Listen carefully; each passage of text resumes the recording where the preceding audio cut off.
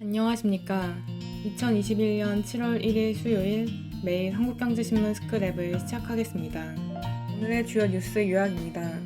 첫 번째 기사는 정부가 올해 말 유엔의 국가 온실가스 감축 목표 시나리오를 제출하기로 하면서 가장 역점을 둔 부분은 탄소 배출이 많은 석탄 발전은 크게 줄이고 줄어든 석탄 발전량만큼 신재생 에너지로 대체한다는 소식입니다.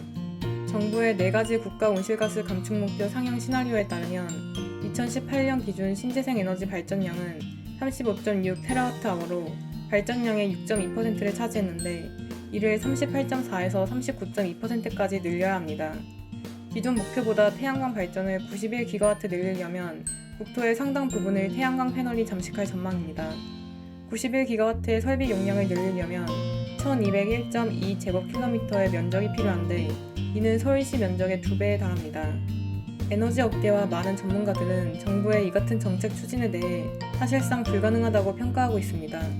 태양광 발전을 늘리기 위해 필요한 막대한 면적은 차치하더라도 태양광이나 풍력 같은 신재생 에너지는 기온이나 풍력, 풍속 같은 외부 요인에 따라 좌우되기 때문에 주력 발전원으로 사용하기 어렵다는 것입니다. 반면 LNG 발전은 한번 가동하면 쉽게 에너지를 생산할 수 있어 보조 발전원으로 거론되는 경우가 많습니다. 석탄 발전과 원자력 발전은 가동에 오랜 시간이 걸리기 때문에 보조 전원으로 활용하기는 어렵다는 평가가 나옵니다. 한편 LNG 업계 고위 관계자는 지난 겨울 미국에서 한파로 발전 설비가 수주 동안 셧다운됐던 사례가 있었던 만큼 신재생 에너지 발전에도 같은 문제가 생겼을 때 LNG 발전이 부족한 에너지를 모두 생산할 수 있을지는 현재로는 의문이라고 말했습니다. 두 번째 기사는 7월 1일부터 은행에서 대출받기가 더 어려워진다는 소식입니다. 이날부터 서울 등 규제지역에서 6억 원이 넘는 집에 대해 주택담보대출을 받거나 1억 원 이상 신용대출을 받을 때 총부채 원리금 상환 비율, 즉 DSR 40%가 적용됩니다. 이 같은 금융당국의 지침에 따라 은행들이 주요 대출 상품 판매 중단과 우대금리 축소에 나서면서 돈 빌리기도 어려워지고 이자 부담도 커지고 있습니다. 금융위원회는 1일부터 DSR 40% 규제를 확대 적용하기로 했습니다. 이 규제는 주택담보대출이나 신용대출을 통해 돈 빌리는 사람이 내야 하는 원금과 이자의 합이 연소득의 40%를 넘어선 안 된다는 것으로 그만큼 은행 대출을 조이겠다는 뜻입니다. 주택담보대출의 경우 30일까지 이 규제는 투기지역 및 투기과열지구 9억 원 초과주택에 대해 적용되는데 이제는 모든 규제지역 내 6억 원 초과주택으로 규제 범위가 넓어졌습니다. 당국은 신용대출 규제 대상을 현행 연소득 8천만 원 초과이면서 1억 원 넘는 대출에서 1억 원 초과하는 모든 신용대출로 확대했습니다. DSR 규제는 앞으로 2년 연속 강화되는데 2022년에는 주택담보대출이나 신용대출을 가리지 않고 대출금액 2억 원, 2023년에는 대출 1억 원 초과에 대해 적용됩니다. 시중은행들도 주요 대출 상품 판매 중단과 우대금리 축소 등 대출 조이기에 본격적으로 나서고 있습니다. 시중은행 관계자는 보통 집을 사려면 주택담보대출을 받고 나머지는 신용대출로 채우는데 7월 강화되는 규제로 인해 내 집 마련의 길이 더욱 좁아졌다고 말했습니다. 세 번째 기사는 해상 운임이 계속 오르면서 글로벌 해운사의 주가가 고공행진하고 있다는 소식입니다. 지난해부터 올 1분기까지 급등한 국내 HMM은 산업은행의 전환사채 주식 전환 부담에 더해 주가 급등 피로감까지 겹쳐 부진한 흐름을 보이고 있습니다. 증권가에선 해상 운임 강세가 당분간 이어질 것으로 보여 HMM 주가도 뒤따라 오를 것이란 전망이 나오고 있습니다.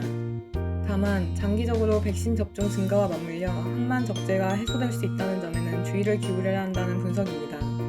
새 연구원은 현재 상황에서 사실상 유일한 걱정거리는 미주 서안의 항만에 대기 중인 컨테이너 물동량이 빠른 속도로 감소하고 있다는 점이라며 여전히 물동량은 작년의 2배 수준이고 대신 유럽의 항만 혼잡도가 커지고 있지만 백신 접종과 맞물려 미주 항만 적체는 피크를 지난 모습이라고 짚었습니다.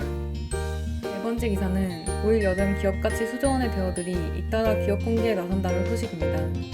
오는 8일 일반 청약을 진행하는 SD바이오 센서를 시작으로 카카오뱅크, HK이노엔, 크래프톤, 카카오페이 등의 공모가 예정돼 있습니다.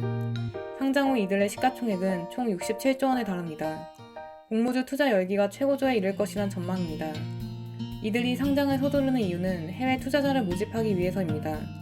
미국 증권거래위원회는 해외 투자자에게 제공하는 투자 설명서와 증권 신고서에 들어가는 재무제표를 작성한 시점으로부터 135일 내에 상장을 마쳐야 한다고 규정하고 있습니다. 이를 135일 룰이라고 부릅니다. 예를 들어 크래프톤은 사업보고서를 공시한 3월 31일부터 135일째인 8월 12일 전까지 상장을 마무리 지어야 합니다. 이 기한을 넘기면 상반기 실적을 반영한 재무제표를 다시 제출해야 합니다. 이 경우 상장 일정이 2개월에서 3개월 이상 미뤄지게 되는 것입니다. 여기에 하반기 금리 인상과 증시 조정기 등으로 인한 투자 심리 악화 등 위험 요소도 도사리고 있습니다. 이 때문에 해외 투자자 모집이 필수적인 조단위 공모 규모 기업들은 다른 대여들과 일정이 겹치는데도 불구하고 강행하는 것입니다. 예비 상장사와 주관사들은 금융감독원의 정정 요구를 받지 않기 위해 사활을 걸고 있습니다. 증권신고서는 제출 이후 영업일 기준 15일 이후부터 효력이 발생하고 이를 포함한 공모 절차에는 약 3주가 걸립니다. 정정 신고서를 내면 기존 신고서의 효력이 정지돼 8월 상장이 불가능합니다. 크래프톤은 기존 공모가를 고수하겠다는 입장이었으나 또다시 정정 요구를 받을 것을 우려해 공모가를 낮출 예정인 것으로 알려졌습니다. 그럼 이상으로 오늘의 매일 한국경제신문 스클랩을 마치겠습니다. 들어주셔서 감사합니다.